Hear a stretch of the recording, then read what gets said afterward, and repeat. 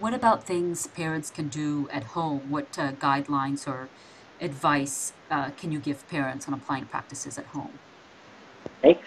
Well, to conduct the discrete trial and some other procedures, Dr. Bob Cagle has a very effective technology called pivotal response treatment.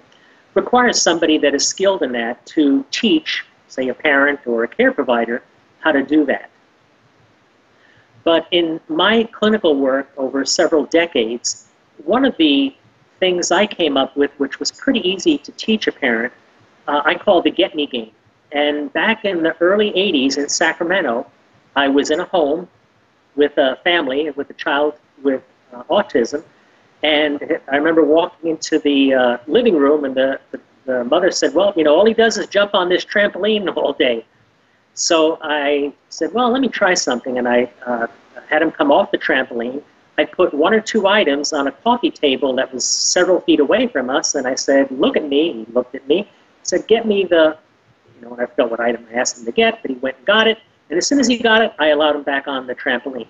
So it establishes a relationship between following an instruction and then receiving a preferred activity. I called it the Get Me game simply because it involved the child getting several objects, and we would designate that in terms, a priori, in terms of whether it was one compliance behavior or several that had to occur in order for the individual to complete the Get Me game. Since then, we've used it not only with children with autism, but other developmental disabilities, and even children with other kinds of mental disorders in the DSM, attention deficit, oppositional defiant, etc. So it's something that is easy to use, and eye contact is a very important skill for those children to develop. So if you as a parent can start working on that through the Get Me game, which by the way is in one of the appendices in my book, a complete parent manual,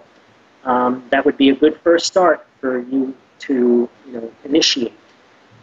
Further training you can get from the BCBA, but realize that in order to implement these procedures, it's a little more than simply the things that work with kids without disabilities. So good training or good coaching, good teaching from somebody like a BCBA or a behavioral psychologist such as myself would be imperative for most parents.